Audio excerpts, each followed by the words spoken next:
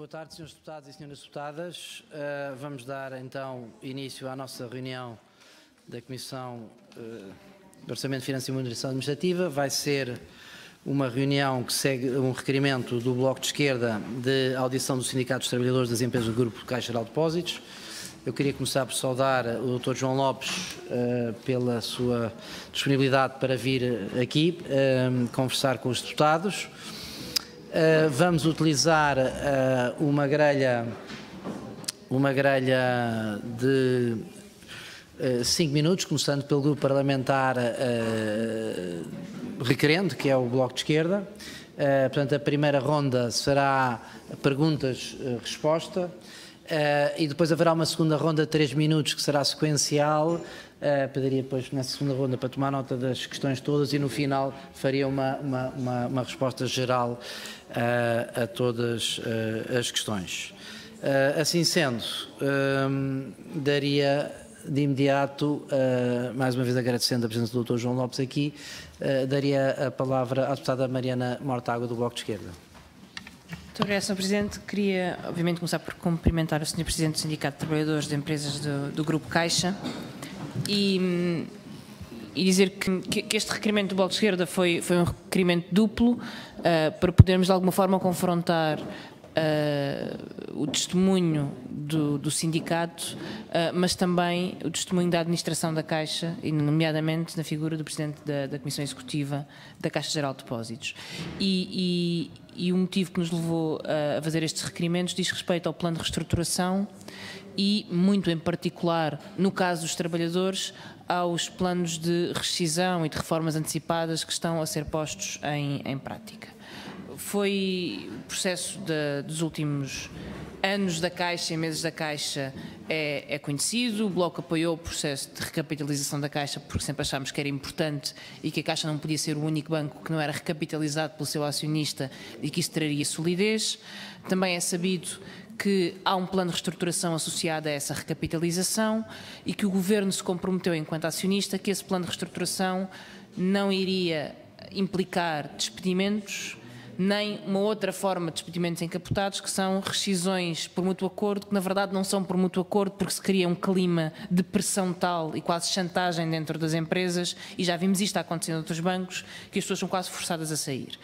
Entretanto, e depois deste plano de reestruturação estar em marcha, temos vindo a receber denúncias por parte de trabalhadores, que não sabemos ainda se são isoladas ou se dizem respeito a uma nova forma de gestão, que entretanto também mudou, não é? Porque a nova Comissão Executiva está em funções há menos tempo e, portanto, queríamos falar diretamente com quem representa os trabalhadores, neste caso com o sindicato, para perceber, para já, se têm conhecimento e se têm discutido o plano de reestruturação com a administração da Caixa Geral de Depósitos. Em segundo lugar, se sabem exatamente o que é que o plano de reestruturação implica em termos de rescisões, não só neste ano, mas nos próximos anos, em termos de reformas antecipadas e se estes processos foram discutidos com os trabalhadores.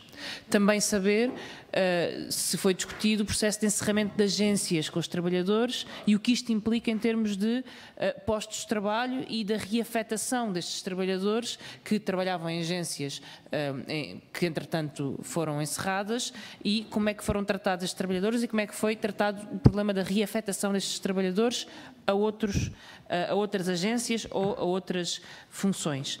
Queríamos saber se as condições do processo e do programa de rescisões por mútuo acordo foram debatidas com o sindicato e qual é a avaliação que faz destas condições que foram propostas pela administração, e queríamos saber também, e isto é muito mais abstrato do que propriamente uma coisa mais concreta, se o programa de rescisão está a ser de facto disponível em iguais condições para todos os trabalhadores e, portanto, se é voluntário da parte dos trabalhadores e se todos podem aceder a este programa de rescisões, e, em segundo lugar, se há ou não há uma mudança no clima da Caixa Geral de Depósitos e se os trabalhadores estão ou não estão a ser alvo de pressões por parte da administração para processos, ou para integrarem processos de reformas antecipadas ou para aceitarem rescisões por mútuo acordo.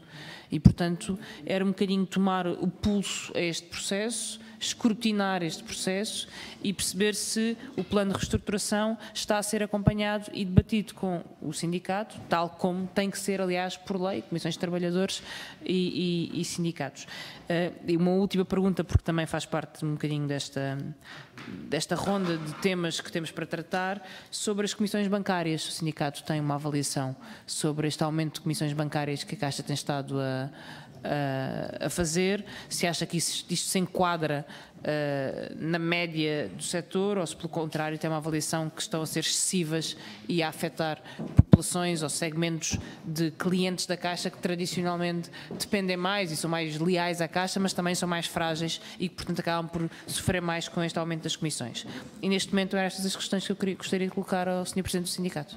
Muito obrigado. Sra. Deputada Mariana Mortágua, passo agora a palavra ao Dr. João Lopes para responder. Ora, boa tarde, muito obrigado pelo convite. Pois esta questão da reestruturação da Caixa, que está intimamente ligada ao plano de recapitalização assinado entre o Estado português e Bruxelas em setembro ou agosto de 2016, não é para nós uma questão totalmente clara, desde a primeira hora. Embora a administração, volta e meia, anuncie que é, mas não é. O que nós recebemos da administração em inglês, sequer, devia ser para nos criar algumas dificuldades, mas que lá conseguimos traduzir, não reflete, na nossa ótica, não reflete com certeza todo o plano de estruturação e tudo o que está subjacente à recapitalização. Mas enfim, e portanto, às vezes somos levados a crer que há um plano assinado com Bruxelas oficial, público, e que haverá um plano assinado com Bruxelas que é privado e que é reservado. Porque senão há coisas que não se conseguem perceber. Mas adiante. De facto, a administração tem-nos dado conhecimento dessa reestruturação, mas em moldes muito aligeirados, passo o termo. Portanto, sabemos que o total de trabalhadores a saírem neste plano que vai até 2020 anda na ordem dos 2.200, se a memória me está a falhar.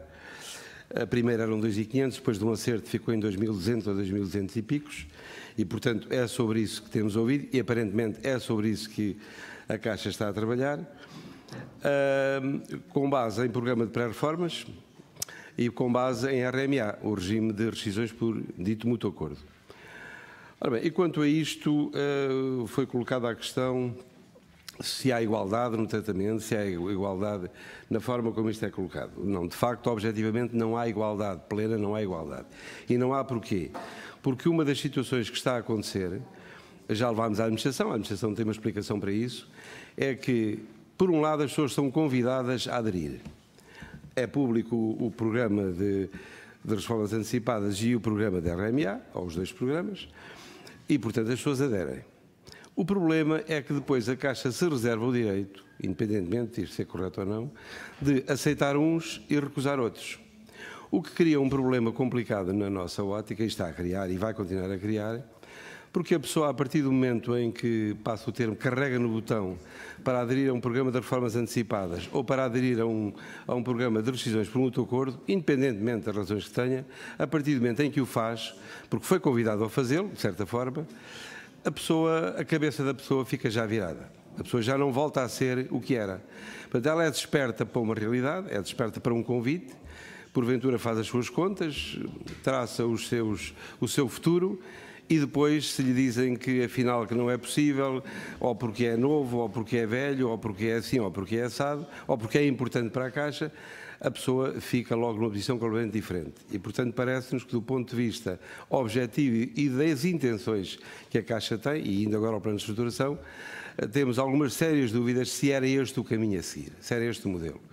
Ou se não seria mais correto que a Caixa fizesse, digamos, os convites a quem entendia que à partida tinha condições. Fazer-se convites um pouco a esmo cria depois situações complicadas e às vezes algumas são muito difíceis de resolver, sequer se alguma vez estão a resolver. E, portanto, desse ponto de vista temos fortes dúvidas sobre este modelo e esta forma de tratar o assunto. Mas a administração é a administração, tem essa intenção, não somos nós que a podemos impedir. Ainda neste particular, aconteceu em 2017 uma situação muito desagradável, é que a Caixa potencialmente recusava, aceitava uns e recusava outros, mas não dava qualquer informação à pessoa de que tinha recusado e porque é que tinha recusado.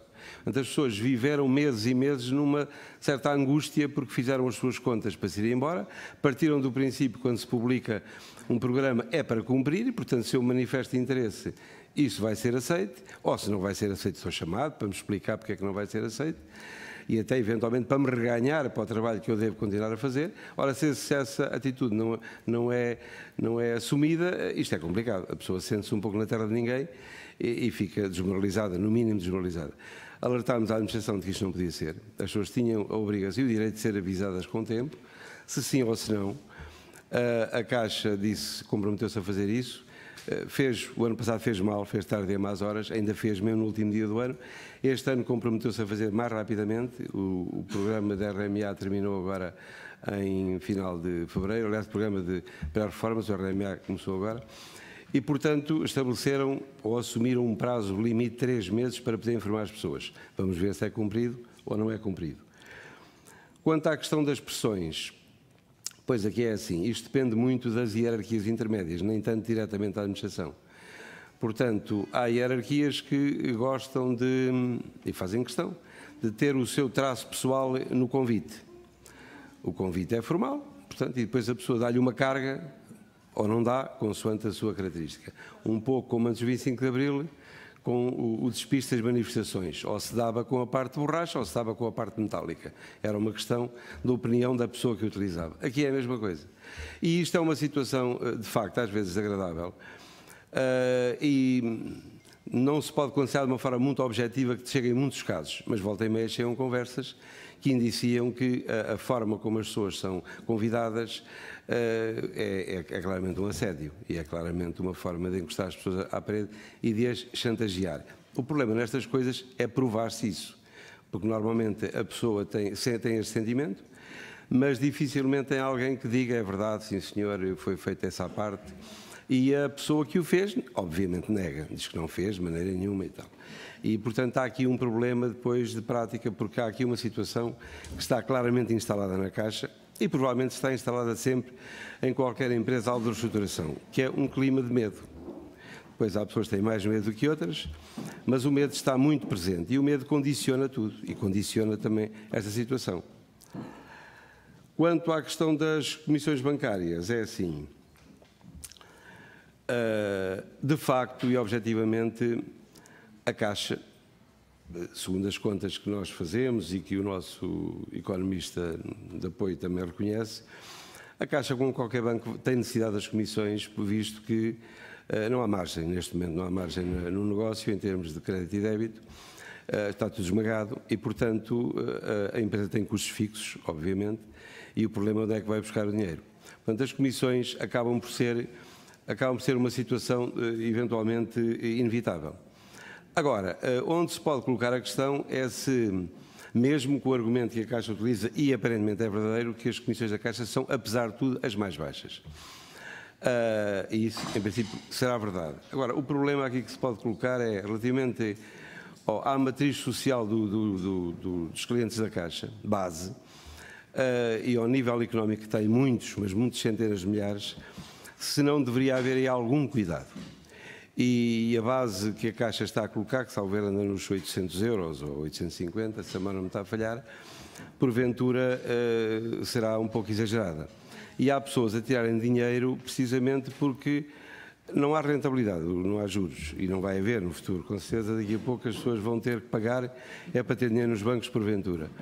E portanto, se depois tenho ainda uma carga, suponhamos mensal de 5 euros, pronto, isto é complicado para pessoas que têm já rendimentos muito apertados.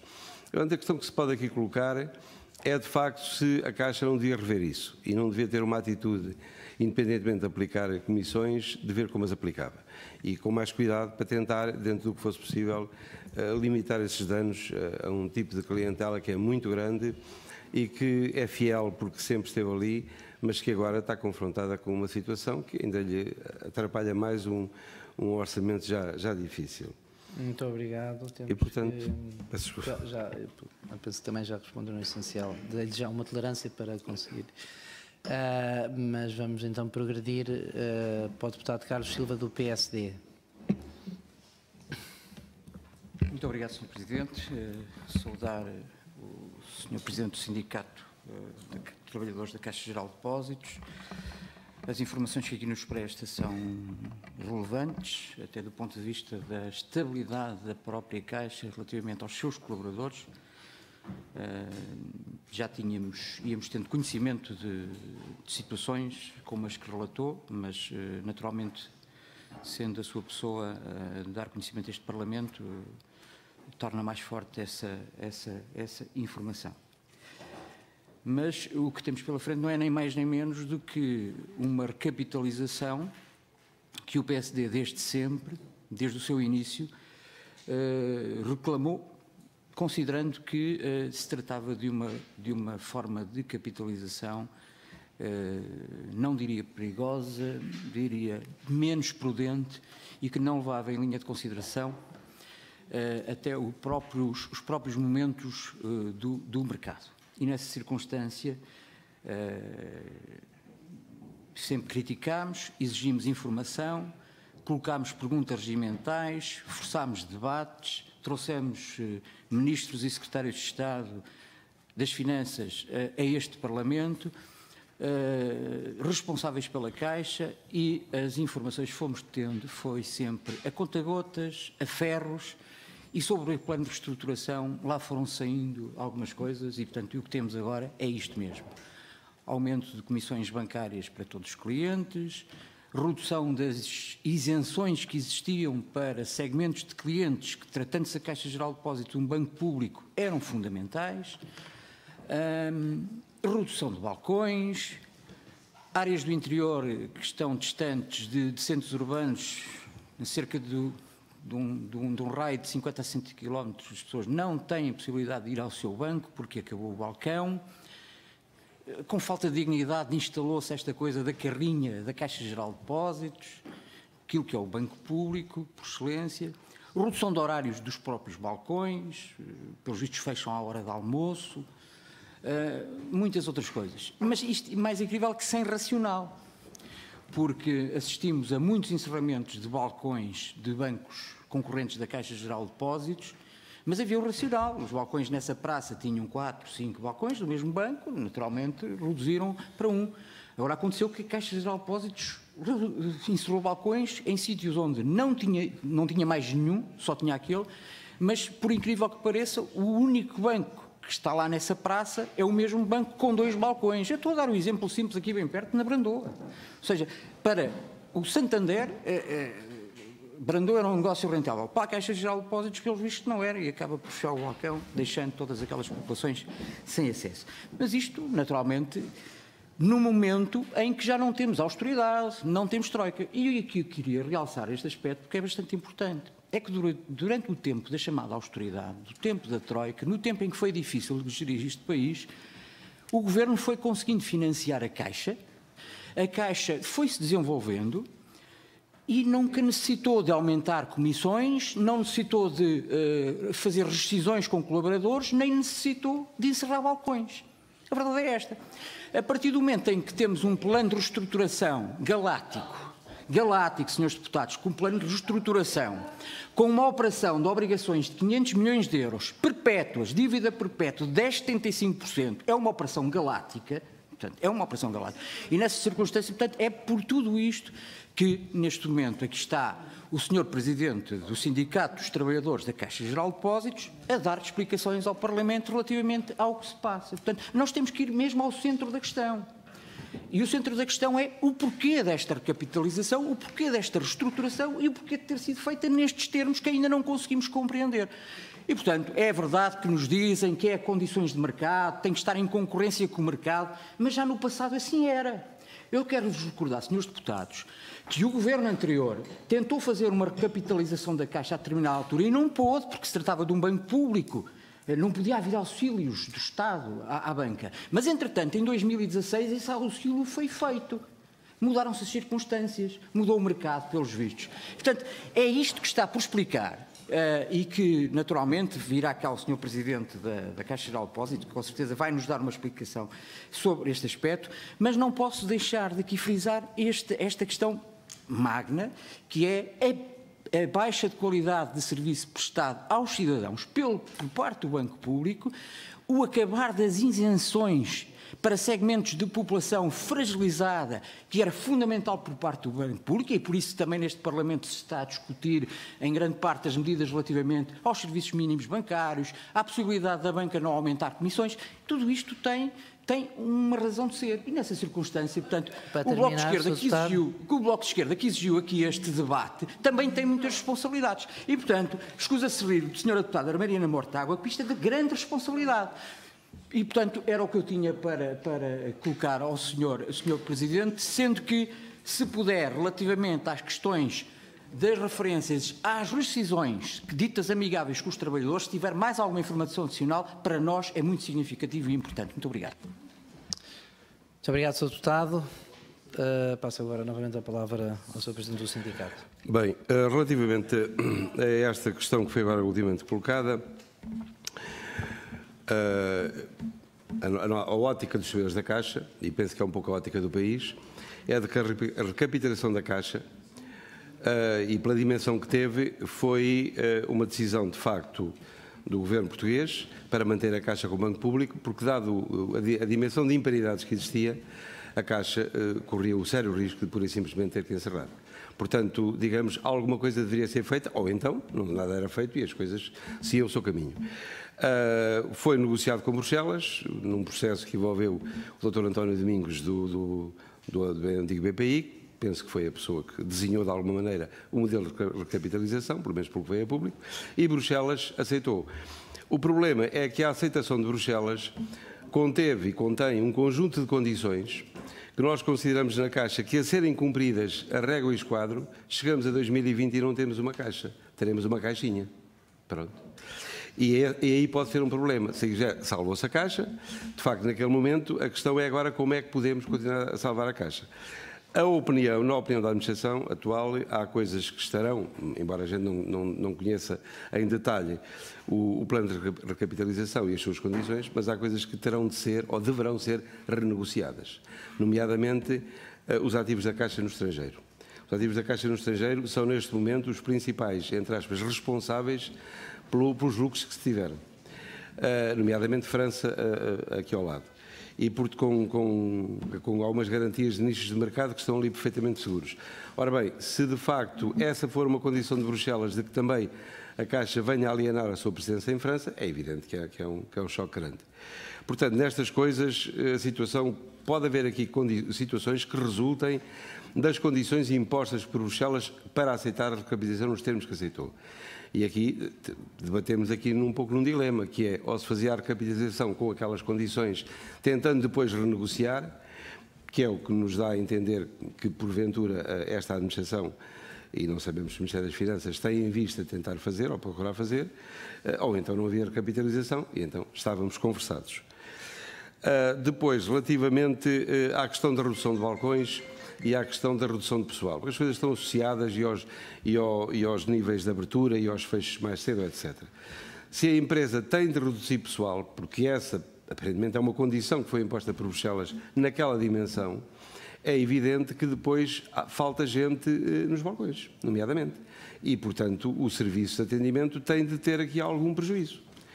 Poderá, a médio prazo, eventualmente conseguir encontrar situações de algum equilíbrio neste domínio, mas nesta fase de transição é evidente que as coisas são complicadas. O único caso que eu me conheço em termos de conselhos, que nós conseguimos de alguma maneira garantir isso junto do Governo, foi que a Caixa não fechasse em qualquer conselho. Portanto, a Brandoa não é conselho, porventura, e portanto, quando se diz, mas a Brandoa não é negócio e é negócio para o Santander. Mas a questão, e eu não estou aqui a defender a administração, é evidente, a questão é um pouco a seguinte, é que se tem que se encerrar balcões, eles têm que ter opções. Eu não sei se a opção da Brandoa foi boa ou foi má, porque quem gera é que deve avaliar. Eu parto do princípio que se fechou a Brandoa e não se fechou outras agências, é porque as outras têm uma possibilidade de negócio que a Brandoa não tem, mas isto é uma dedução minha, porque, digamos, não sei até que ponto é que a administração vai aqui perante o Parlamento, ou não, explicar o porquê de manter esta e fechar aquela. Porventura, nos conselhos estão abertas hoje agências, ou uma agência pelo menos, em conselhos que porventura nem é muito rentável, ou nem será rentável comparativamente. Mas se há pelo menos a defesa do princípio ficar uma no conselho, Aquela situação, de facto, de Almeida é uma situação muito complicada e muito, até passo o termo, degradante, visto que a Caixa manteve, de facto, um balcão no Conselho de Almeida, mas foi Vilar Formoso. E aí por razões objetivas de negócio, porque o balcão de Vilar Formoso é, de facto, o mais rentável. Não era a sede do Conselho. E depois mantém na sede do Conselho, ou está a manter uma situação muito complicada, porque mantém lá uma colega que atende os clientes na zona da Caixa Automática, naquela zona inicial. Todos os dias abre a porta para a agência antiga e põe lá a secretária e a cadeira, e de manhã tira a secretária e a cadeira para ali, que não tem condições nem de atendimento, nem sequer de ambiente, em termos de frio ou de calor. Eles estão, digamos, N vezes já prometeram que vão resolver o assunto, mas a verdade é que isto já se mantém há vários meses e não há forma de resolver, e de facto isto é inaceitável. Também há a ideia de poder negociar com as juntas de freguesia, nomeadamente a possibilidade de haver um espaço cedido pela junta de freguesia ou pela Câmara Municipal para poder funcionar ali um polo da Caixa, e aí já não seria uma agência, é evidente, pronto, já não podia ser classificada em Bruxelas como uma agência, mas também dá a ideia que, por aquilo que vamos vendo, que esse tipo de trabalho está atrasado, se é que ele tem pés para andar. Mas essa poderia ser uma solução interessante. Relativamente a uma questão que afirmou, que há um aumento de, neste caso, comissões para toda a gente, isso não é verdade. Portanto, eles, apesar de tudo, há um conjunto de pessoas, ainda significativo, que de facto está isento. O que se pode discutir é se esse conjunto de pessoas não deveria ser maior, que é o que nos parece, pelo menos devia ser feito esse trabalho, esse estudo.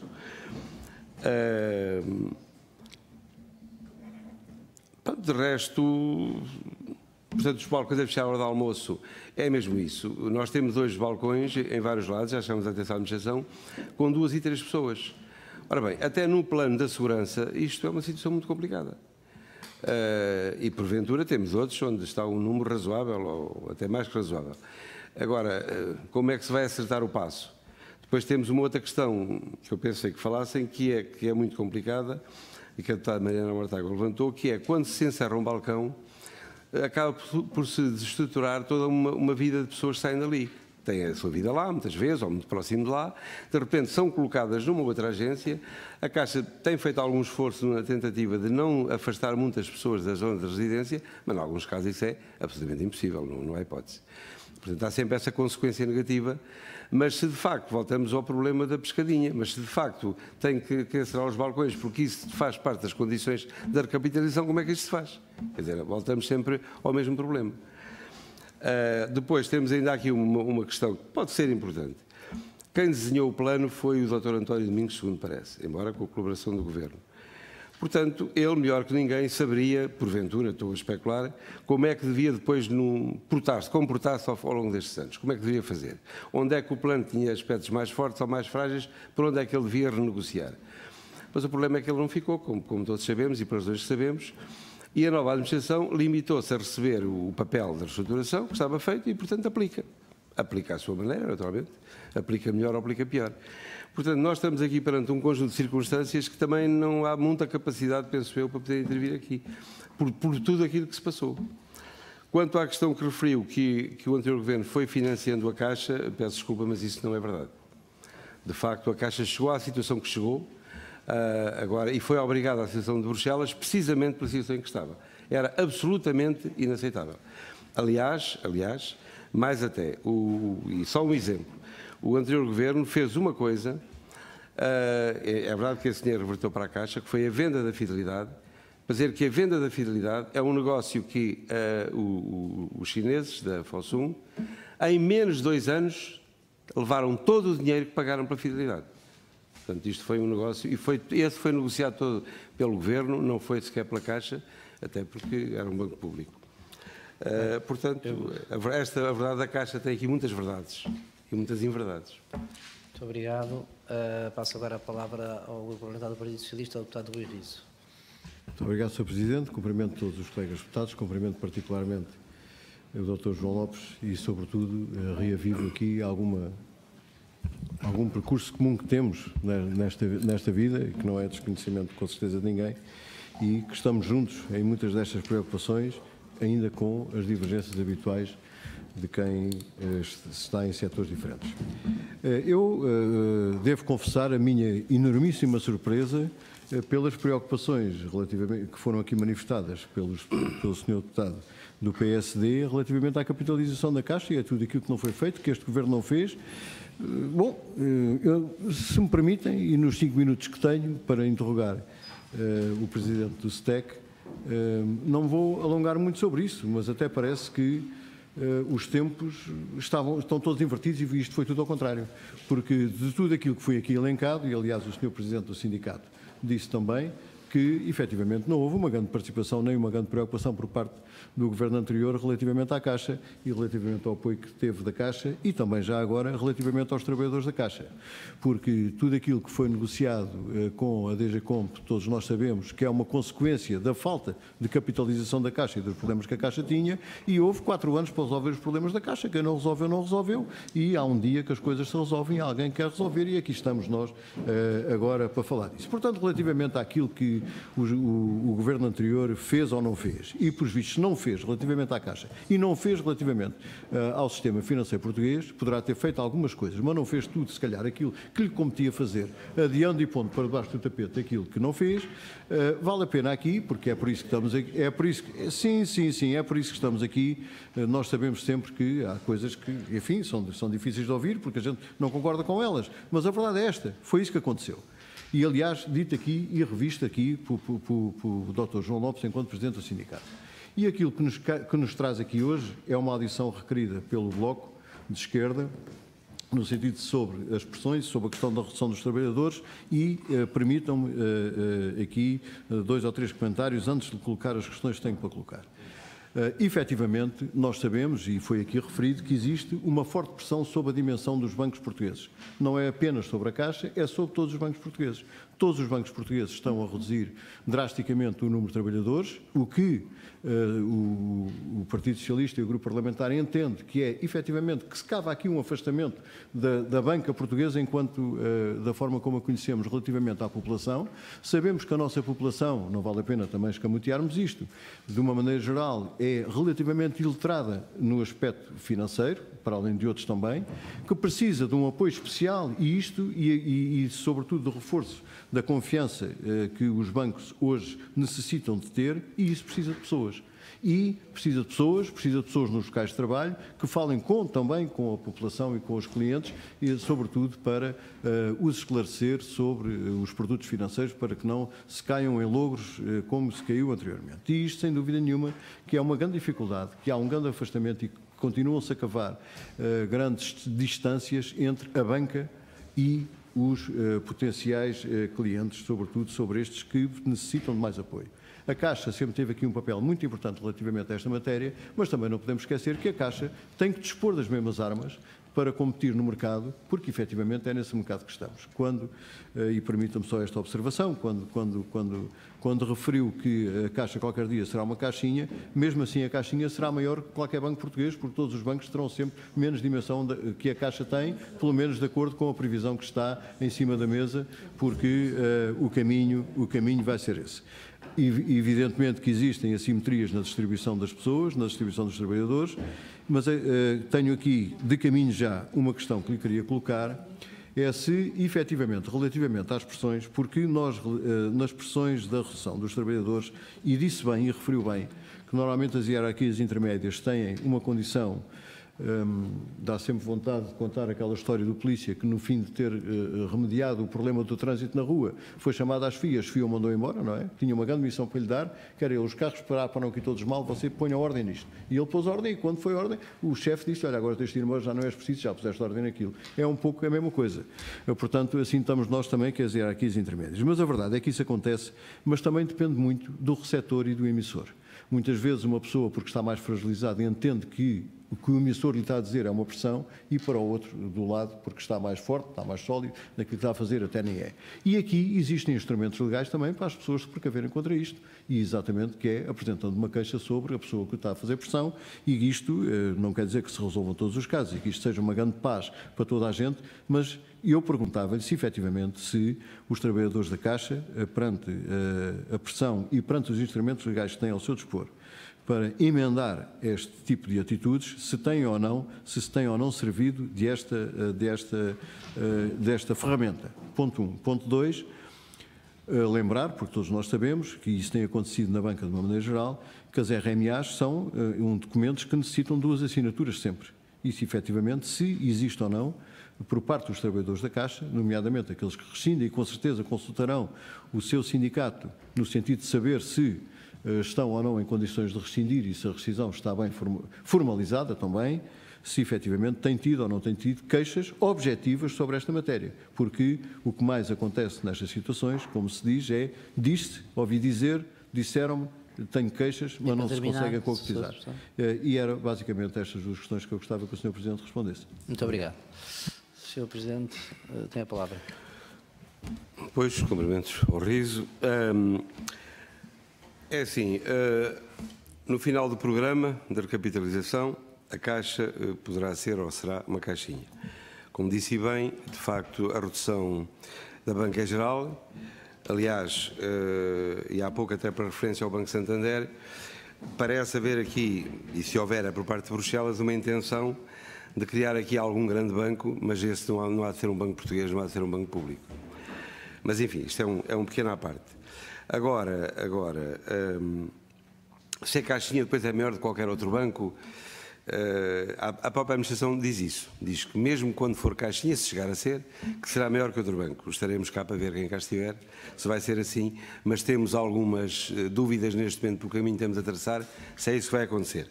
Mas pronto, ainda faltam quase 3 anos, portanto, por enquanto é uma mera futurologia. A pressão sobre os senhores e as respostas e os direitos que têm, foi há pouco já o que respondi. O problema do trabalhador da Caixa, porventura como o bancário em geral, é utilizar os mecanismos que têm a dispor. A queixa, levar até o assunto às últimas consequências.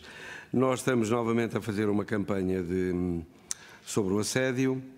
Estamos a tentar, até por uma via mais mastigada, de banda desenhada, tentar levar as pessoas a assumirem as suas responsabilidades e a assumirem as suas vidas e a denunciarem e a combaterem e a afirmarem os seus interesses e os seus direitos, mas reconheço que não é fácil, visto que o ambiente geral é um ambiente de receio.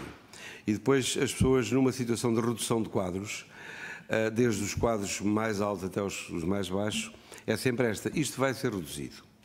Ora bem, se isto vai ser reduzido, eu vou tentar é que não fique eu na calha. Se ficar aqui o meu parceiro de lado, não sou eu que fico na calha. Portanto, eu tudo vou fazer, ou vou tentar fazer, para ver se eu não sou envolvido nisso. Ou porque não quero, ou porque nem quero sequer ser confrontado com isso. Portanto, provavelmente o melhor que eu tenho a fazer neste particular é tentar passar aqui por entre os pingos da chuva. E esta é uma realidade que se sente e que é complicada. É complicada porque as pessoas têm dificuldade em assumir aquilo que devem. E isto depois levanta-se a todos os níveis. Para se perceber onde chega a dimensão disto, vou dar um exemplo, que para o bem e para o mal. Esta reestruturação está a provocar, por exemplo, que houve uma redução drástica de diretores, de gente altamente colocada. Nos Açores havia 2 diretoras. Uma na zona de São Miguel e outra na zona de Angra do Heroísmo. E a Caixa decidiu, não sei se bem se mal, porque isso não é do nosso domínio, que os Açores só teriam dimensão para ter uma diretora, um elemento. E, portanto, eles tiveram que optar entre as 2. Aí, aparentemente, pelos dados que pouco sabemos, até não terão optado mal, porque optaram por aquela que aparentemente tem dado melhor resposta. Agora, singularmente, essa que deu melhor resposta era a mais recente das 2. A primeira, a de São Miguel, já devia ter uns 17 ou 18 anos de diretora e a outra teria meio de anos. Mas pronto, fosse por aí ou não, foi essa a opção. E então, a de São Miguel, que foi durante anos, aliás, a única diretora, foi colocada o seguinte dilema: ou vem para o continente, e eles aqui ainda acabavam por encaixar um lugar compatível com a qualificação da senhora e com a categoria que tinha, ou então tinha que ficar nos Açores, mas já não era. E então ela ficou nos Açores, porque há problemas de ordem familiar, e passou de diretora dos Açores, de que foi durante muitos anos, agora é uma das 2, a gerente da agência de Ponta Delgada. Pronto. E isto é um exemplo vivo de até onde é que nos pode levar a estruturação. Aqui no continente lá se foi melhorando, este foi para ali, este foi para lá. E por conseguinte, isto diz bem da dimensão que as coisas já atingiram e que porventura com o andamento vão atingir. Portanto, há aqui muita gente a magoar-se. Mas pronto, é o que temos. É evidente que há aqui um detalhe interessante e que neste caso esta administração não tem qualquer responsabilidade. É que a Caixa, já no período crítico ali de 2009-2010, quando já era notório a questão da crise e a questão de haver algum comedimento na organização, a Caixa continuou a avançar, criando uma mega estrutura, quase como se a nossa economia estivesse altamente lançada e ainda em grande desenvolvimento, quando tudo indicava que já não era verdade. E, portanto, foram abertas agências nesse período que, de facto, não o deveriam ter sido e que agora têm que ser fechadas, é evidente, com todos os custos, até de ordem social e pessoais, que vão acontecendo. Mas, enfim, isto não vale a pena chover no molhado, porque isto foi assim que aconteceu e não vamos voltar atrás. Pronto. As RMA necessitam de 2 assinaturas, sim senhor, e os 2 assinam. As RMA não são o melhor exemplo de assédio, de pressão, porque as RMA, até por aquilo que nos apercebemos, e há pouco referi isso, têm mais malefícios, não tanto por deixarem ir quem se inscreve, porque quem se inscreve quer ir, acertou ou errou, é um problema da vida dele. É mais por aqueles que se inscreveram, porque foram, de alguma maneira, convidados a inscrever-se e saíram do seu, digamos, sossego mental, que não estava a pensar naquilo para isso, e depois a Caixa diz que não. E isto cria aqui problemas complicados. Onde haverá, ou há com certeza, mais situações de pressão é sobre o programa de pré-reformas, em que, de facto, aí há mais sinais de pessoas que estavam muito no seu cantinho, à espera de fazer o seu tempo, a se reformarem quando deviam, e são um pouco, passo o termo, empurradas para acelerar essa saída. Depois há pessoas que não estão motivadas para isso, que não têm ambiente familiar para se irem já embora, que o vir para trabalhar para a Caixa, neste caso, é uma rotina de que não se conseguem desligar com facilidade, e isto é que criará, e já, algumas situações desagradáveis. Mas pronto, também voltamos ao mesmo. Se as condições de Bruxelas impõem que haja redução, como é que se vai fazer isto? Como é que se vai fazer? Isto é uma questão de pescadinha de rabo na boca. Muito obrigado. Passo agora a palavra ao deputado João Almeida, do CDS-PP. Muito obrigado, Sr. Presidente. Queria cumprimentar antes de mais o sindicato, na pessoa do seu representante, e dizer que, obviamente, não ignoramos que nesta altura da audição, e sendo o tema tão concreto, que há muitas questões que estão colocadas e, portanto, ainda que algumas vá ter que abordar outra vez, não vou estar aqui a repetir questões que já foram colocadas e respondidas, não faz isso qualquer sinal. Pegando numa das que, qualquer sentido, pegando numa das que já tem sido debatida, ainda agora terminou a intervenção que o Sr. fez, com a questão europeia. A questão europeia aqui não é tanto saber se existe ou não existe, porque é uma evidência. As restrições impostas são evidentes. A questão é que houve um governo que se apresentou como tendo conseguido ter uma grande vitória, ter conseguido obter uma grande vitória em Bruxelas. E que esta recapitalização era uma vitória que permitiria à Caixa não é ser uma caixinha, nunca ninguém falou de uma caixinha. O que o governo disse é que tinha salvo a Caixa e deu a entender, aí Concedo não terá dito, terá dado a entender, que a Caixa continuaria a ser o que era. E, portanto, a questão que eu aqui coloco é se a percepção que os trabalhadores têm, não ignorando o que está para trás, não ignorando a responsabilidade que atribuem ao governo anterior, e não interessa aqui estar num debate sobre o que se fez, o que não se fez, o que se podia ter feito ou não naquele cenário, era absolutamente, percebo que para os trabalhadores era absolutamente inútil estar a fazer aqui este debate, não é para isso que existe um sindicato, para vir para o Parlamento debater com o governo que está ou com o governo que esteve, se é melhor o governo que está ou se é melhor o governo que esteve. Querem a cada momento saber em concreto o que é que os representantes do povo podem fazer na Assembleia da República pela situação dos trabalhadores e, portanto, aí não vou entrar nessa guerra, mas pergunto, é verdade que o plano de recapitalização permitiu uma vitória que dê à Caixa Geral de Depósitos condições para ser o que era antes de se ter iniciado a degradação de capital que levou a esta necessidade, e ponho o ponto conscientemente na degradação do capital que o CDS reconhece que existia. E, portanto, nós não reconhecemos o valor da recapitalização como necessário, não reconhecemos a urgência como configurada nos termos em que o Governo a configurou, não negamos a necessidade de recapitalização. Portanto, reconhecemos que ia ser necessária uma recapitalização, provavelmente não seria do mesmo valor. Sr. Deputado, não tem que se admirar, porque isso foi dito pelo CDS na Comissão de Inquérito. Está nas conclusões da Comissão de Inquérito que o CDS votou, portanto não é novidade absolutamente nenhuma. E, portanto, o que nós não reconhecemos não reconhecemos o valor, não reconhecemos a urgência e não reconhecemos a grande vitória sobre Bruxelas. Foi importante para Portugal e para a Caixa Geral de Depósitos ter um plano de recapitalização aprovado, claro, mas esse plano de recapitalização, ao contrário do que foi vendido pelo Governo, não é bom para a Caixa Geral de Depósitos. Portanto, a primeira questão que eu queria colocar é essa.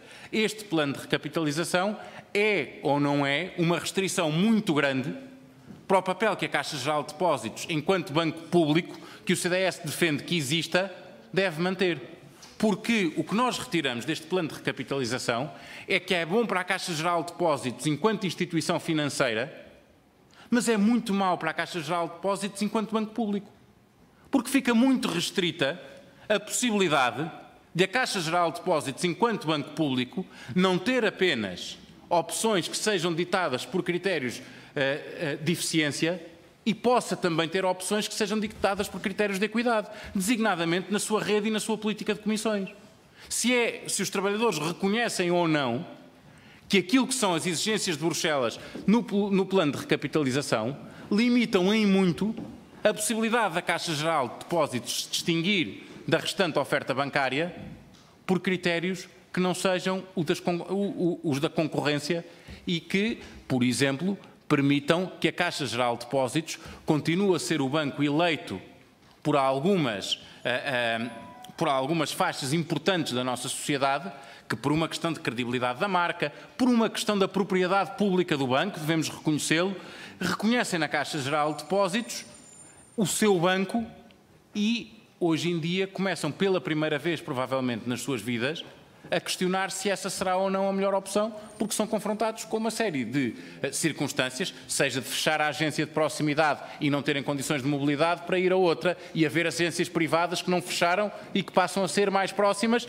seja por terem que pagar serviços que até aqui não pagavam ou terem preços superiores por isso. Portanto, isto tem a ver com o quadro em que se fez a recapitalização e com a reestruturação. Se é ou não é verdade que estas restrições contrariam um pouco a ideia da grande vitória e que a recapitalização é importante, mas que muda muito a vida da Caixa Geral de Depósitos e não a muda para melhor. Depois, nas questões, para terminar, Sr. Presidente, nas questões que colocou agora, eu acho que foi muito importante o que distinguiu das RMAs das pré-reformas. Em que termos, isso preocupa por uma razão simples. É natural que quem está na calha para um processo de pré-reforma seja mais vulnerável do que quem possa estar na calha para um processo de RMA, desde logo por causa da idade. À partida, isso faz com que haja aí uma vulnerabilidade maior.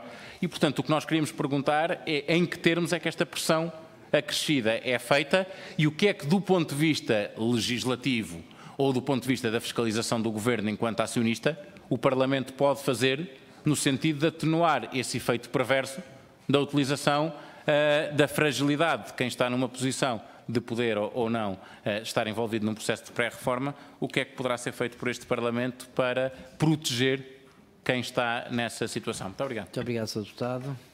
Sr. Presidente, para responder. Bom, quanto à questão do plano de recapitalização, é evidente que foi visto pelos trabalhadores no verão de 2016 quase como uma salvação. E é evidente que todos retivemos as palavras do Ministro Mário Centeno na televisão, nos jornais, das alterações que isso iria provocar positivamente, e mesmo Primeiro-Ministro, nomeadamente quanto ao papel da Caixa no tecido financeiro nacional e na concessão de crédito à economia, como um instrumento fundamental de dinâmica para a nossa economia. Ora bem, é verdade que o que nós verificamos na prática, e ainda agora analisámos as contas de 2017, foi que o crédito já a ser reduzido em 16 e voltou a reduzir-se em 17. E que a Caixa tem um excesso de liquidez impressionante, que advém da tal confiança que as pessoas têm em pôr lá o seu dinheiro, mas que não tem conseguido ter capacidade depois de o emprestar. Portanto, para dizer um bocado, a Caixa neste momento, isso correndo-me aqui de uma cábula, a Caixa em 2016... A Caixa em 2016, ainda agora vi esta brincadeira, por cada 100 euros emprestava 89,1 e em 17 passou em 89,1, que já não era nada, portanto no mínimo deveria conseguir emprestar por cada 100 euros entre 120 e 130, e em 2017 passou para 86,8, ainda diminuiu. Portanto, isto é uma situação complicada para qualquer banco, também para a Caixa. Agora, o que também temos que ver, de facto, é atentar na realidade da nossa economia. Com o responsável de Portugal ou de Bruxelas ou de toda a zona europeia, a economia não arranca. E, portanto, os bancos, a Caixa e qualquer banco, também entra naquela dilema.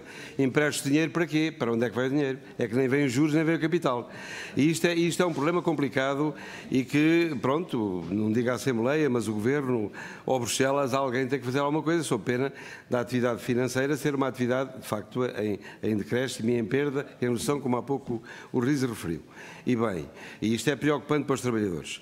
Mas, portanto, o plano de recapitalização à partida foi anunciado como resolvendo um problema financeiro da Caixa, importante, fundamental, urgente e, por sua vez, que propiciaria um conjunto de questões, que na prática, de facto, não está a conseguir propiciar. Agora, a questão que aqui se coloca e que nós provavelmente estivemos equivocados foi o seguinte: para nós, trabalhadores, um banco público deveria continuar a poder ser influenciado, não influenciado para ir emprestar, para fazer aqueles grandes negócios que se fizeram e alguns deles ruinosos, mas para poder influenciar a gestão da Caixa no sentido de terem atenção à questão dos balcões onde é que fechava, para terem atenção à questão das comissões, à questão das populações, para terem atenção de que forma é que podia ajudar a dinâmica da economia, considerando o excesso de liquidez que tem. Ora bem, e aqui a dúvida que se coloca por algumas conversas cruzadas que nos chegam é que o próprio plano de recapitalização terá determinado que o próprio Governo deixa de poder, mesmo sendo um banco público, de poder intervir. E aí, a ser verdade isso, ficamos aqui um pouco sem pé. E isso é preocupante. Agora, é evidente que volta ao mesmo, naquela altura a recapitalização tinha de ser conseguida. E, portanto, é justo que se considere como um facto positivo o que aconteceu. Agora, se depois, porque é assim, isto também não havia consequência, porque não se fazia a recapitalização, não se tinha estes problemas, mas tinha-se outro problema porque estávamos já para fechar, não havia condições. Portanto, isto, ou fazíamos ou não fazíamos isso, íamos para o buraco, passa o termo, ou fizemos isto antevendo um conjunto depois de consequências, das quais elas agora estão a tardar, ou estão algumas até a ser um pouco quase incoerentes. Mas, enfim, não é fácil aqui, no meio destes dois termos, escolher qual era o melhor. E, portanto, para os trabalhadores é evidente que é desagradável a redução, é desagradável os balcões, mas, porventura, é agradável que a Caixa ainda continue a ser um banco público e, aparentemente, estava em risco de deixar de o ser. Portanto, isto é complicado aqui, estar-se a apoiar ou desapoiar, e nós não queremos entrar por aí. Agora, era importante que, nomeadamente o Ministério das Finanças, que de alguma maneira tem alguma tutela sobre a Caixa, possa exercê-la de alguma forma, pelo menos influenciando, mesmo que não intervenha lá no plano dos créditos a conceder ou coisa que o valha. Quanto ao RMA, foi de facto como diz, de facto o RMA, há aqui uma questão preocupante até, porque quem está a aproveitar-se muito do RMA é gente nova, que ou vai para o estrangeiro, recebe o dinheiro, ou vai abrir um negócio, ou vai tentar a sua vida. E isto é um bocado complicado, portanto não se pode considerar aí grandes problemas. O problema é mais no outro lado. Disse. Muito obrigado. Deputado Miguel Tiago, do PCP, tem a palavra. Muito obrigado, Sr. Presidente. Eu queria cumprimentar o Presidente do Sindicato, e agradecer os contributos para esta comissão e para os nossos trabalhos. Já percebemos, enfim, a posição do PCP sobre a recapitalização é de que evidentemente era necessária uma recapitalização, mas não nestes termos, e o PCP não se compromete de maneira nenhuma com o plano apresentado pelo Governo, nem reconhece sequer a necessidade de cumprir os ditames de Bruxelas nesta matéria. Enfim, o Governo tem outra opinião, cumpriu. O PCP critica e mantemos essa crítica. E dissemos desde o primeiro momento que seria a pior das opções fazer uma recapitalização para, através da Caixa, estar na verdade a abrir mercado para outros bancos. Porque o problema de fazer uma caixinha não é só do ponto de vista dos recursos humanos, é também do ponto de vista do mercado e do sistema financeiro. É que se contraímos a Caixa, alguém vai ocupar esse mercado. E, portanto, no âmbito da União Bancária e dos grandes bancos a entrarem pelo país adentro, com 2 ou 3 grandes bancos na Península Ibérica, estamos a ver que a diminuição da Caixa pode ser fatal, não é? Até do ponto de vista da soberania. Queria perguntar-lhe, o sindicato tem conhecimento, foi contactado por algum trabalhador ou tem denúncias de pressões exercidas sobre trabalhadores? Não estou a perguntar-lhe se existem ou não existem, ou se na sua opinião são corretas, ou se essas... se tem conhecimento, se o sindicato tem sido contactado ou notificado ou tem sido solicitado para apoiar em casos de colocação em postos, em tarefas, entre aspas, inúteis, que é uma técnica que configura um assédio típico nas empresas, que é: eu pego neste trabalhador, eu quero que ele se vá embora, mas não lhe vou dizer, vou pô-lo ali numa secretariazinha, sem ninguém, sem computador ou com o computador desligado da corrente, para ele estar ali o dia todo, e depois, passado uns tempos, obviamente vai-se querer ir embora.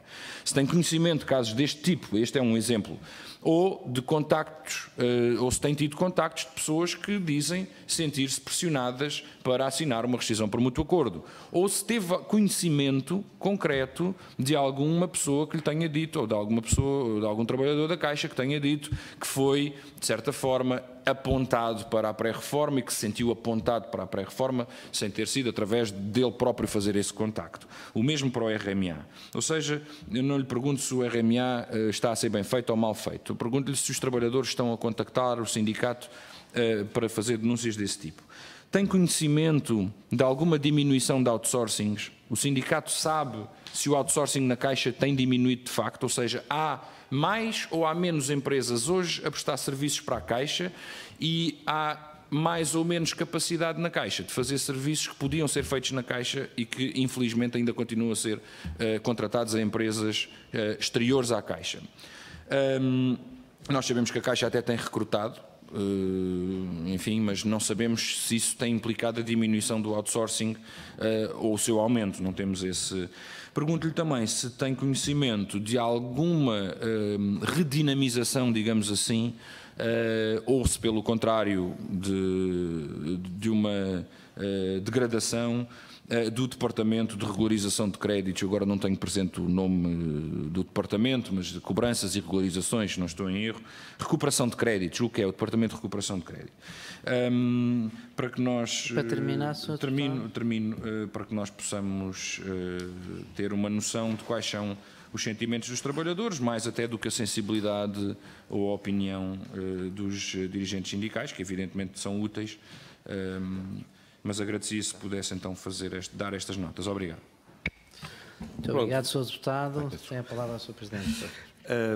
Pois, relativamente, voltou a focar o tema fidelidade e, além do trágico negócio da venda nos termos em que foi, arrastou uma situação, essa muito complicada para a Caixa, que é, durante 25 anos, a Caixa obriga-se a só ter que vender seguros de fidelidade, o que é manifestamente redutor para as sociedades que têm desse domínio. Mas isso, sabemos que a Caixa, na época, foi informada pelo Governo dessa condição, recusou-a, ou tentou recusá-la, não teve nem peso para mais, mas o Governo insistiu e fez o negócio com essa obrigação. Trabalhadores encostados, sei lá, para nada fazerem, para ganharem mais motivação, entre aspas, para se ir embora, não nos têm chegado muitos casos.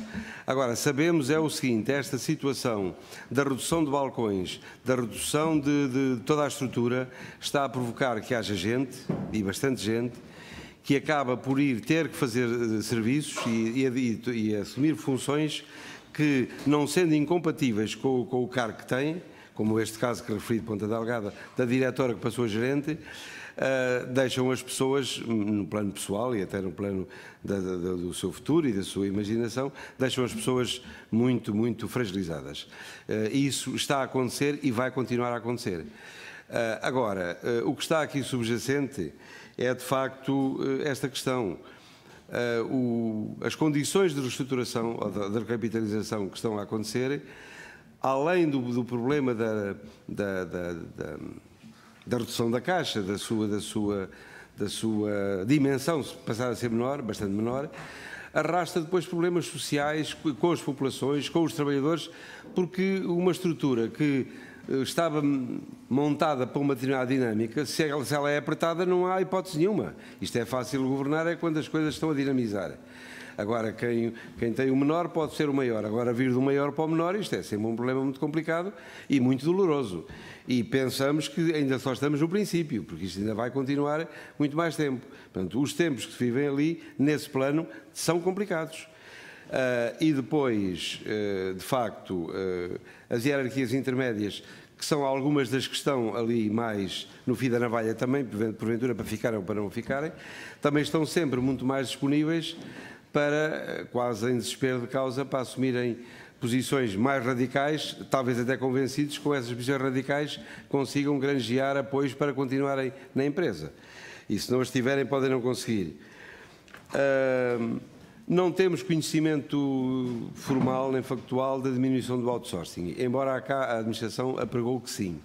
Agora, o que temos conhecimento, e até nos parece que isso, de alguma maneira, deve ser incompatível com o plano que Bruxelas impôs, pensamos, é que como é que é imposta a uma empresa a redução de efetivos e como é que essa mesma empresa, por outro lado, vai fazendo admissões para, muitas vezes, ou menos às vezes, funções que poderiam ser desempenhadas lá dentro. Como é que isto cabe uma coisa na outra? E é uma questão que ainda não colocámos formalmente à administração, mas vamos colocar, é como é que isto é possível. E mais do que isso, e normalmente as pessoas que entram agora não são pessoas que entram para o nível 5 ou 6, são admitidas para o nível 15 ou 16 ou 17. Portanto, é gente que vem de topo, mas não se dá a oportunidade dentro da empresa a preencher esses lugares, ou que se considera logo à partida que não há ali massa crítica suficiente para isso, ou em termos de qualificações, pode-se considerar. Porque há aqui um outro problema que eu me apraz aqui registrar, que é o seguinte. Nós passámos de uma administração que vinha toda do BPI, com toda a carga negativa que isso teria, também teria alguma positiva, eventualmente, em termos de equipa, para uma equipa diversificada, mas que tem aqui uma base comum de origem. E essa base comum de origem chama-se BCP. Ora bem, e foi gente que, em princípio, nasceu na banca com o BCP. É muito fácil montar-se um banco e criar-se uma estrutura de novo, de raiz, com um modelo de raiz, com regras de raiz, com uma orgânica de raiz. Mas é muito difícil, para não dizer impossível, entrar depois numa empresa com 150 anos de existência, com uma cultura própria e que até ultrapassava muito os bancos tradicionais, e ir ali impor o modelo que se conhece. E isto pode ser um dos problemas que está a acontecer. Isto é, eu recordo-me que o Dr. Domingues, quando chegou, fez uma coisa um pouco terrível, quase trágica para muitos diretores, que ocupou os gabinetes dos diretores centrais. Isto é, ele foi para junto, mandou os seus homens, entre aspas, para junto do pessoal que estava a trabalhar, para avaliar ali no momento o que é que fazia, porque é que não fazia, e para, a partir daí, presume-se, então, promover a reestruturação de acordo com esse conhecimento. E isto tinha alguma lógica. Esta administração, pronto, está no seu andar e tem, digamos, um modelo tradicional, que dá a ideia, tem um modelo que já tem no bolso, já o trouxe, e chega ali e implementam, ou tenta implementá-lo. E isto, só por sorte, é que não dava mau resultado. E, portanto, esta é um problema, porque a Caixa não é nem nunca foi um outro banco, como qualquer outro banco, nunca foi. E, portanto, ter esta prática num banco assim, neste caso num banco público, só pode dar, passo o termo, desastre. É provável que mais à frente chegue um momento de acalmia e um momento de equilíbrio, mas, no entretanto, isto é muito complicado. E pode ser muito complicado e muita gente se magoa. E isso preocupa-nos, é evidente. Quanto à recuperação de crédito, é capaz de ser neste momento um dos calcanhares daquilo da Caixa, a par da própria concessão de crédito. Isto é, seria necessária uma maior dinâmica, uma maior rapidez, que é apregoada, mas que, segundo sabemos e pelo que vamos ouvindo, não é praticada. É apregoada, mas não é praticada. Pode vir a ser praticada, mas ainda não é. E a outra é alguma dificuldade, pelo menos por resultados, na recuperação de crédito. Isto é, a Caixa tinha obrigação e necessidade, pelo dinheiro que anda aí por fora, os milhares de milhões, de ter uma dinâmica de recuperação de crédito e montar um esquema nesse sentido, que poderia ser até quase a pedra de toque para resolver estes anos em que a economia não arranca e em que, portanto, os resultados são difíceis de encontrar. E essa poderia ser uma forma. Eles têm a noção disso, isso já foi conversado, mas não nos parece que sejam conseguido de maneira nenhuma. Ainda, não quer dizer que não venham a conseguir, mas até agora já estão lá há um ano, ainda não deu para perceber isso. Para terminar, não sei se havia mais alguma coisa. Tem sempre depois da intervenção final para completar. Eu daria a palavra ao deputado Carlos Silva, do PSD. Agora, muito obrigado, Sr. Presidente. 3 minutos. Não percebi. 3 minutos, Sr. Presidente. Muito obrigado. Pronto, nesta intervenção final convinha talvez deixar algumas ideias relativamente claras em relação a algumas questões. A primeira delas é que, de facto, e sem querer perder muito tempo, a atitude deste Governo e do Partido Socialista em particular em relação à Caixa é completamente diferente da anterior. Ou seja, nós, de facto, apresentámos um programa de recapitalização da Caixa muito ambicioso. Pela primeira vez, a Caixa não tinha lucros desde 2010, portanto, em 2017 regressou aos lucros. E, de facto, há aqui um objetivo de fortalecer a Caixa. E eu só queria, digamos assim, dizer que a ideia quer dizer, eu divirjo um bocadinho da ideia da Caixinha neste sentido. O processo de reconversão bancária não é só a Caixa. O novo banco, o Presidente do novo banco anunciou ontem que vai dispensar este ano 400 trabalhadores e vai fechar 73 agências. Ou seja, nós estamos aqui com um problema que é o seguinte: todo o sistema bancário está com dificuldades, e está com dificuldades por duas razões essenciais. A primeira é a digitalização da economia. Hoje em dia há muita gente que faz os seus movimentos bancários através do computador, então não precisa de ir a uma agência. E, portanto, quer dizer, os bancos vão ter que dar uma resposta a isto, e a Caixa também. Portanto, todos os bancos estão em processo de reconversão. E a segunda, já foi referida, aliás, pelo Sr. Presidente do Sindicato, é as baixas taxas de juros que comprimem a rentabilidade dos bancos. E, portanto, face a este contexto, todos os bancos, e a Caixa em particular, e o PS defende uma Caixa forte, têm que dar uma resposta. E é isso que se está a fazer. Agora, com uma injeção de capital muito forte, precisamente para a Caixa voltar ao ativo. Ainda hoje o Vice-Presidente Dombrovskis disse, não é, que, bom, provavelmente, ele não disse isto, mas eu tenho quase a certeza que é isto que vai acontecer, não é? Aquilo vai ao déficit, o que significa que o déficit vai passar de 1,2% para 3,2% do PIB, mas que a Comissão não vai considerar um procedimento por déficit outra vez a Portugal. Mas é só para vocês perceberem todos, e, não é, e os portugueses perceberem, que de facto este Governo até correu alguns riscos, digamos assim, quer dizer, nós vamos fazer uma injeção de capital, não sabemos se isto vai ao déficit ou não, provavelmente até irá. Bom, é evidente que estes processos, e com vires para o fim, porque o tempo esgota-se rapidamente, têm custos sociais e pessoais elevados. O exemplo que deu da senhora diretora de Ponta Delgada é um deles, e haverá outros. E de facto é difícil, e para isso há as aposentações por, digamos, antecipadas, e há as decisões por mútuo acordo. Portanto, e a única questão que eu deixava, digamos assim, é saber em que medida é que o sindicato também dá o seu apoio, porque esta transição é inevitável, não só na Caixa Geral de Depósitos, para outros bancos, precisamente para um bem maior, que é a sobrevivência da Caixa, e a Caixa também a pagar alguns dividendos ao Estado, não muitos, porque não queremos que a Caixa seja, o objetivo do acionista não é dar dividendos ao Estado, mas é estar na tona d'água para poder sobreviver. Era este. Obrigado. Muito obrigado. pelo Bloco, a Sra. Deputada Mariana Mortágua. Muito obrigada, Sr. Presidente. Eu penso que devemos avaliar o passado e avaliar o passado de forma objetiva. E, objetivamente, a Caixa chegou a 2016 com uma insuficiência de capital. E, objetivamente, houve um conjunto de decisões do anterior governo, políticas, algumas condicionadas por regras europeias, outras não, que prejudicaram a Caixa. A venda da fidelidade é uma delas. A fidelidade era lucrativa para a Caixa, era uma fonte de lucro para a Caixa. E foi privatizada por pura deriva ideológica, era preciso privatizar. E pior, é que houve um modelo de privatizações praticado pelo anterior governo que era, para aumentar o valor da venda à cabeça, prejudicava as condições futuras do negócio. Foi aquilo que foi feito. Para aumentar o valor da fidelidade à cabeça, para poder fazer um brilharete com a privatização, concedeu-se o exclusivo de venda à Caixa em condições que são más para a Caixa. E isto é dito pelas administrações da Caixa.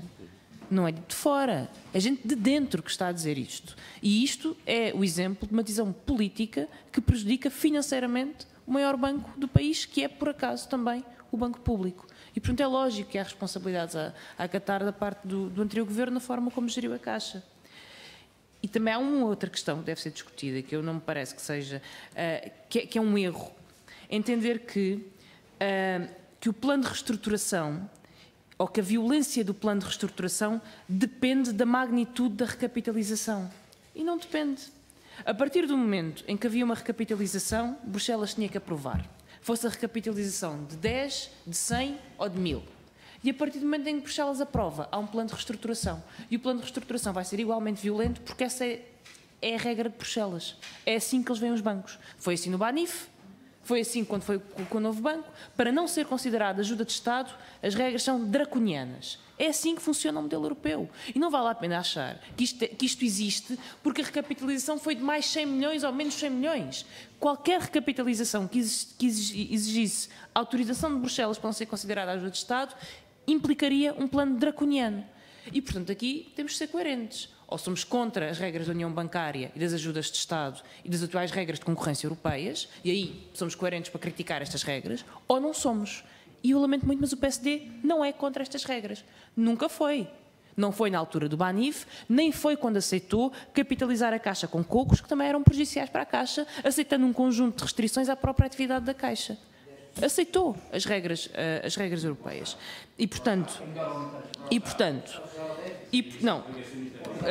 Prejudiciais para a Caixa.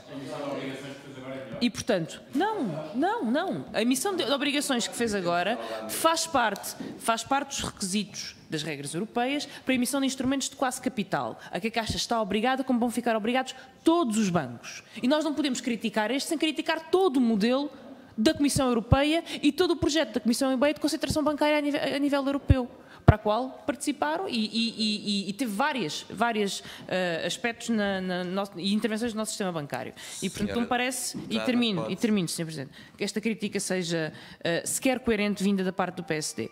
Eu fazia só uma última questão, que é qual é a relação do sindicato com a administração, nomeadamente qual é a resposta quando o sindicato exige conhecer o plano de reestruturação?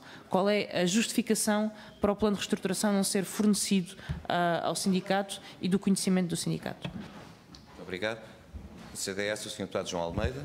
Sr. Presidente, eu queria cumprimentar o Sr. Presidente do Sindicato novamente, dizer obviamente que é evidente que não há muitas mais questões para colocar e nós temos estado aqui a trocar um pouco argumentos entre aquilo que são as posições políticas de cada um e eu pedia desculpa por isso e ia prescindir de intervenção para não fazer, mas acho que há aqui uma questão que é essencial, só de esclarecimento público, porque eu, no princípio da minha intervenção anterior, assumi aquilo que entendia relativamente ao governo anterior e o facto de não estarmos aqui a fazer essas disputas e, portanto, acho que também é do mínimo de justiça que não saia desta audição relativamente ao setor segurador da Caixa, que isto foi uma coisa feita pelo governo anterior e inventada pelo governo anterior, porque a privatização do setor segurador da Caixa era algo que vinha de muito longe. Anterior ao pedido de resgate, anterior ao memorando da Troika, que não só estava no memorando da Troika, não só foi negociado pelo Governo do Partido Socialista com o pedido de resgate, como já estava incluído pelo Partido Socialista em PECs anteriores. E, portanto, a privatização, boa ou má, a privatização da Caixa, assim como a sujeição às regras europeias, que eu não rejeito aqui da parte do CDS, mas também não aceito a propaganda que o Governo faz como se o que tivesse feito fosse diferente. Porque não é. Aquilo que este Governo fez foi negociar com todas as restrições, a deputada Mariana Mortágua tem razão, com todas as restrições que a Europa impõe, mas sujeitando-se a todas as regras que a Europa impõe e não rejeitando nem podendo rejeitar nenhuma delas. E, portanto, aquilo que é importante afirmar não é a prevalência de uns em relação aos outros, é a falácia de que o que se tinha conseguido era substancialmente diferente daquilo que era possível dentro das regras europeias. Aliás, pegando numa coisa que disse na resposta que me deu anteriormente, o que se passa relativamente à política de concentração no setor financeiro e que é evidentemente preocupante, teve um dos seus expoentes máximos naquilo que foi a entrega de favor que foi feita por este Governo do Banif ao Santander. Portanto, se há quem não possa falar de concentração, porque teve responsabilidade objetiva ao entregar um banco que estava na esfera pública ao Santander e contribuir para essa concentração, foi este Governo que o fez da maneira que fez. Muito obrigado. Pelo PCP, o Sr. Deputado Miguel Tiago. Muito obrigado, Sr. Presidente. Eu ia pedir desculpa por ter começado esta discussão ao contestar as afirmações do Sr. Deputado Carlos Silva e, portanto, isso gerou este debate, mas, na verdade, quer dizer, quem devia ter pedido desculpa era o Sr. Deputado Carlos Silva pelo conjunto de, enfim, não se costuma dizer mentiras, mas também não são verdades. O Sr. Deputado fez alusão, vamos então aos factos, à capitalização da Caixa de 2011. Foi aprovada por Bruxelas. É a própria Comissão Europeia que diz que foi incumprida, que o Governo do PSD e do CDS não cumpriu em nenhum dos itens, praticamente em nenhum dos itens, a não ser a privatização da fidelidade, que é verdade, já vinha de antes, muito antes até, mas não tinha que ser feita desta maneira. O PCP seria contra essa privatização de qualquer maneira, mas muito menos desta. Então, Sr. Deputado Carlos Silva, 1.650 milhões, dos quais cerca de 770 ou 740 foram em capital contingente com juros de 10% ao ano a render para o Estado, cobertos por um swap pelo qual o Estado pagava o mesmo que recebia, portanto, uma operação praticamente neutra para o Estado. Não ouviu o que eu disse, O Sr. Deputado não ouviu o que eu disse. A render para o Estado, coberto por um swap que tinha um custo igual ao rendimento e, portanto, é uma operação neutra para o Estado, lesiva, muito lesiva para a Caixa Geral de Depósitos. Isso foi dito aqui pelas administrações da Caixa e pelo Dr. António Domingos. 5 mil milhões não é de encaixe, Sr. Deputado. É de reconhecimento de imparidades que estavam por reconhecer, ou seja, abateram ao capital, não se acrescentaram ao capital. Sr. Deputado, abateram ao capital e o Estado injetou 1.650 milhões face às contas. Portanto, a Caixa perdeu o capital, estava em queda livre na perda de capital. Isso certamente não se deve só ao facto do anterior Governo não ter cumprido o plano de reestruturação, também se deve ao facto das taxas de juros, entretanto, estarem abaixo de zero e, portanto, faz com que a Caixa não consiga manter níveis. Isso é evidente. Agora, isso não justifica que o Sr. Deputado possa esquecer ou fingir que esquece ou desconhecer tudo aquilo que o seu Governo fez, e nomeadamente que entre 2010 e 2015 a Caixa perdeu 2.375 trabalhadores e encerrou mais de 100 agências. Portanto, não venha aqui... Sim, é ter prejuízo, mas isto... Sr. Presidente, eu vou... Sr. Presidente, isto está difícil de... Vou terminar. Está difícil de disciplinar. O que peço... Eu vou terminar. Evite o diálogo eu vou terminar. O nosso convidado. Eu vou terminar. Eu vou terminar, porque o Sr. Deputado Carlos Silva acabou de dizer... É a todos. Eu peço que tenhamos todos o cuidado de ir ver a anterior intervenção do Sr. Deputado Carlos Silva, em que dizia assim: o anterior Governo conseguiu tudo isto sem diminuir o número de trabalhadores e sem encerrar balcões. Foi dito, está gravado. Isso é mentira. Senhores deputados, Vamos para o conjunto de respostas. Não sei se terá muitas respostas, porque foi mais um debate entre os vários grupos parlamentares, mas o Dr. João Lopes, se quiser complementar, e há algumas questões concretas que foram colocadas naturalmente. Dr. João Lopes, eu sei que foi acordar 10 minutos para esse efeito. Por favor. Pronto, não há assim aqui muito mais a dizer, mas de qualquer maneira há aqui algumas questões que importava clarificar. Também não viemos para aqui discutir o que cada governo fez ou não fez nesta matéria, mas a verdade é que não foi por acaso que a Caixa em 2006 ou 2007, se a memória não me falha, apresentou 1.000 milhões de resultados, 1.000 milhões de resultados positivos, que o Governo naturalmente recebeu, como sempre recebeu. Lembrar que a Caixa, ao longo de gerações e gerações, todos os anos contribuiu para os orçamentos gerais do Estado, isto desde os princípios do século, já do 20, e por conseguinte é um pouco desagradável, para ficar pelo desagradável para os trabalhadores da Caixa, tanto os atuais como os anteriores, sentirem que a Caixa anda nas bocas do mundo, porque agora a coisa não corre bem, porque quando correu bem e se deram as centenas de milhões para os orçamentos, para os vários, ninguém falava nisso, ninguém ligava ao assunto. A Caixa funcionava como quase um quartel de bombeiros a apagar fogos, onde era preciso, independentemente se podia ou não podia.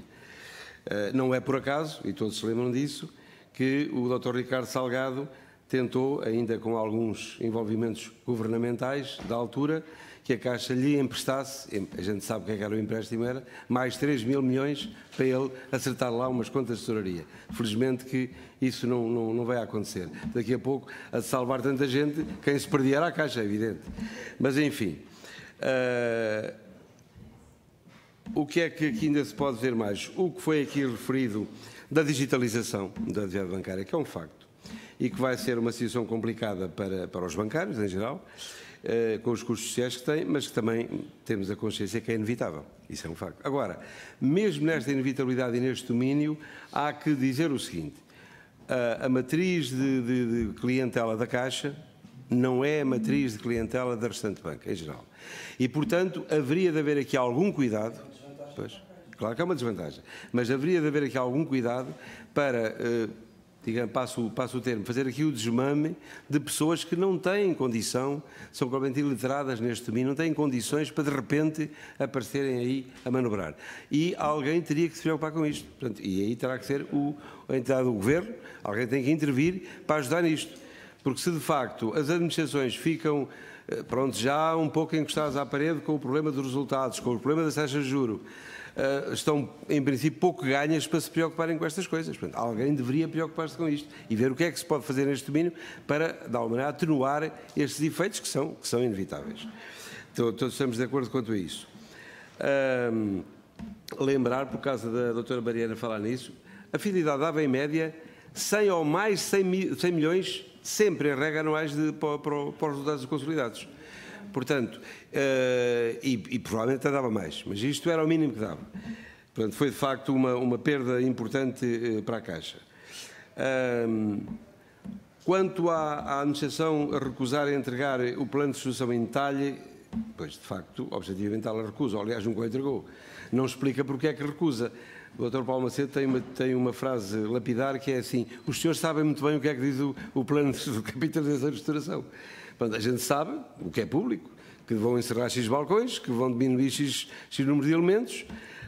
Agora, outro tipo de imposições de Bruxelas, nós de facto não desconhecemos. Chegou ao ponto, por exemplo, de dizer uma coisa lapidar, que é complicado para toda a gente da Caixa. Nós, por força da situação da Troika e de tudo o que aconteceu, estamos desde 2010 sem qualquer atualização salarial. Portanto, entramos agora em janeiro em 8 anos. Bom, nós estávamos na situação de nem sequer poder esgrimir isso.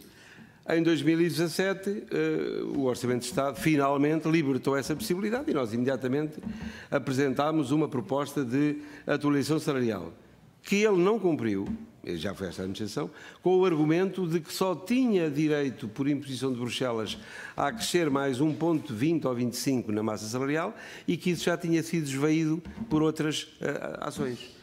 Ora bem, uma das coisas que nós temos ali complicado, para além dos problemas que a Caixa tem, dos problemas sociais que resultam de uma reestruturação que vai ser dolorosa, já está aprovado, é que a administração deveria, a nosso ver, ter uma preocupação, que era ganhar as pessoas. Só ganhando as pessoas é que se pode depois convidá-las a enfrentar os desafios que têm de enfrentar. Ora bem, e aqui é, a nosso ver, a grande falha desta administração. Eu não sei se seria falha ou não da anterior do Dr. Domingos, porque ele não chegou a mostrar isso. Mas esta é, porque não parece ter, não dá nenhum sinal de ter essa preocupação.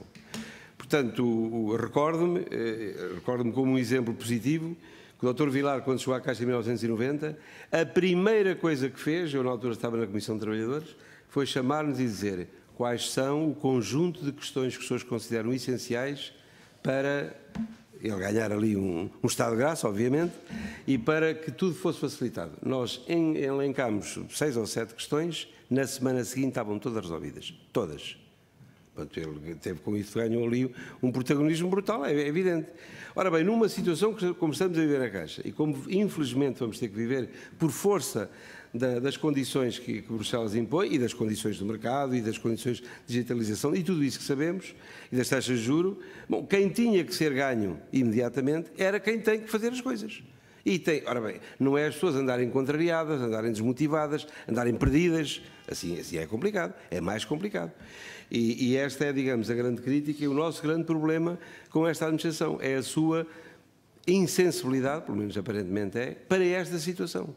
E nós não temos a quem nos dirigir. Porque eu recordo-me que quando, no verão de 2016, o Dr. Mário Centeno veio advogar que deviam atualizar-se os vencimentos da administração, porque não fazia sentido, nós chegámos a ter o vice-presidente da administração anterior, ganhava menos do que alguns diretores da Caixa. Portanto, aquilo também não fez sentido nenhum. Aquelas regras que foram impostas pelo anterior governo não faziam sentido. E, portanto, nós fomos os primeiros a achar que era uma medida que era lógica, pronto, independentemente da nossa opinião sobre isso. Agora, também esperávamos que essa situação fosse extensiva a toda a gente a trabalhar na Caixa, porque estávamos todos com o problema de redução. E recordo o Dr. Mário Centeno dizer na televisão e escrever, não, isto é, toda a gente fica imediatamente. Bom, mas nós, isso foi em 16, o Dr. António Domingos, logo em setembro de 16, viu os seus salários tudo realizado, e nós estamos já em março de 2018, não pescamos nada e nem sabemos o que é que vamos pescar e quando. E, portanto, assim é complicado, isto é mais complicado. Agora vamos falar disto a quem? Quando, de facto, o Governo aparentemente não pode sequer intervir, mesmo como Banco Público. Uma outra questão importante que nos preocupa é, havia que definir, e a Assembleia da República deveria fazer aqui algum trabalho, um contributo, que é definir qual é a ação do Banco Público. O que é que o Banco Público se obriga a fazer? Porque o que nós sabemos é que ou a diretiva de Bruxelas, ou as condições impostas, ou o próprio Governo, não fazemos ideia, entende que a Caixa deve ser gerida por uma administração, naturalmente, com uma lógica de funcionamento eminentemente privada. Que é assim é que tem que ser. Não sei se foi por Bruxelas que impôs ou se é assim que tem que ser. Mas se é assim que tem que ser, então para que é que a Caixa é pública? Portanto, isto tem de se colocar. Se a Caixa é pública, tem que se encontrar aqui algum modelo de funcionamento em que, de facto, a população intervenha nisto. Intervenha em questões que se consideram essenciais. Pronto, haverá outras que não, mas há questões essenciais. Por isso é que há pouco falei na questão das comissões, na questão da dinâmica de crédito, porque não é só dizer que temos excesso de liquidez. Então como é que vamos fazer? Correndo o mínimo de riscos, é evidente. Se a Caixa começa a semear o dinheiro também é um problema. Mas como é que se vai fazer?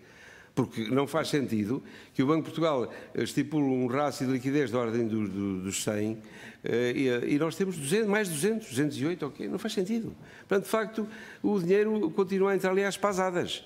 Eu acho até que a administração até agradece às vezes que se alivie algum bocado, porque quanto mais lá tiver, mais custos aquilo tem. Agora, isto não é vida, não é solução. O banco é público, tem este potencial todo, há que fazer alguma coisa para colocá-lo ao serviço do público. E não andar aqui nas bocas do mundo, porque aumentou isto, ou aumentou aquilo, ou faz isto, ou faz aquilo. Há que fazer, estabelecer, sei lá, quase um pacote um conjunto de coisas que tem que fazer. Como vai fazer, a administração depois tem que se virar, e isso parece-me que era importante fazer isso. Há aqui uma questão que pode ser o interruptor para a Caixa, mais para a Caixa até do que para qualquer outro banco, embora todos beneficiem, que é o aumento de taxas de juros. No dia em que Bruxelas aumentar a taxa de juros, que um dia destes vai acontecer, nem que aumente só meio ponto, quase, a Caixa é o principal banco a beneficiar disso. Isso é de longe o principal banco.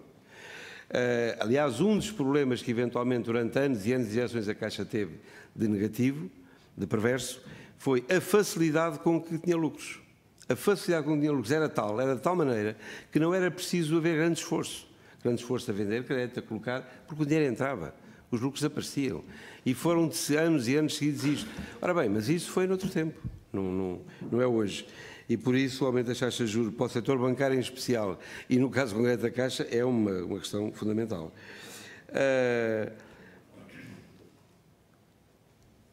Portanto, eu sei que o Dr. Paulo Macedo ou veio cá ou vem cá, e eu atrevo-me aqui a solicitar a esta Comissão, se possível, o que é que ele pretende fazer, que não fez e já devia ter feito, para ganhar as pessoas para os grandes desafios que têm e para alguns dramas que se vão passar. Porque se isso não for feito, então isto é muito mais doloroso. Já está a ser e vai ser. E isso é que nos preocupa. As pessoas, de facto, como há pouco o deputado Manuel Tiago perguntou, objetivamente as pessoas não chegam ali a dizer, algumas chegam mesmo, mas é no caso do PPR, que foram forçadas, que foram quase chantageadas para aceitar, para irem para casa mais cedo. No caso dos RMA, não. Porque, como digo, os RMA, as pessoas chegam mais porque iludiram-se com a proposta, construíram a sua vida com base na adição da proposta e depois a proposta não é aceita e a pessoa fica ali, ainda fica pior do que estava, digamos. Era quase melhor não ter havido a rescisão. E isto é complicado. Quanto aqui a uma questão que foi dita de redução de pessoal, a Caixa, ao longo de anos e anos e anos, reduzia sempre, em média, no mínimo, 400 trabalhadores por ano. E reduzia por quê? Pelas reformas. Sem nada, reduzia. E depois reduzia porque não eram admitidos 400, nem 500. Eram admitidos 100 ou 200, mas havia sempre redução. Durante anos e anos houve sempre. Eu recordo-me que em, sei lá, 90, nós devíamos ter à volta de 11 mil e tal trabalhadores, e hoje temos 7 mil e tal, pronto. Mas mesmo antes de haver já este incentivo, já havia menos.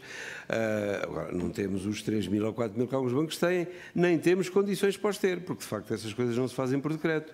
Não é de repente, uma organização está montada com X pessoas, olha, amanhã tem de funcionar com Y. A partir daí, pronto, o atendimento vai se degradar, isso é inevitável no caso da população, e alguma coisa de mal vai acontecer, mas as coisas não se podem fazer assim. Agora está de ser feito tudo à pressa, é verdade. É a nossa preocupação. De resto, nós temos um relacionamento cordial e institucionalmente positivo com a administração. Desse ponto de vista não temos nada a dizer. Agora, achamos é que há coisas que deviam ser feitas, que tinham que ser feitas e que se não forem feitas ou forem atrasadas, complicam muito mais o que já é difícil. Muito obrigado. Muito obrigado. Não sei se... Senhores deputados, está terminada esta audição. O Sr. Deputado Carlos Silva pediu a palavra para que efeito, por favor? Só um minuto, pode ser. Está bem, deixa eu perceber. Defesa da honra em relação ao Sr. Deputado Miguel Tiago, presumo. Muito obrigado. Miguel Tiago, fui acusado de mentiroso. Então, se permite, só o nosso convidado que deseja só completar o seu raciocínio e depois passamos a esse debate. Sim. O Dr. João Lopes, só para terminar. É só uma questão é só uma questão importante e que eu acho que esta Comissão deve ouvir e deve pensar no assunto. Nós tivemos o problema de entre 2013 e 2017, portanto 4 anos, 13, 14, 15, 16,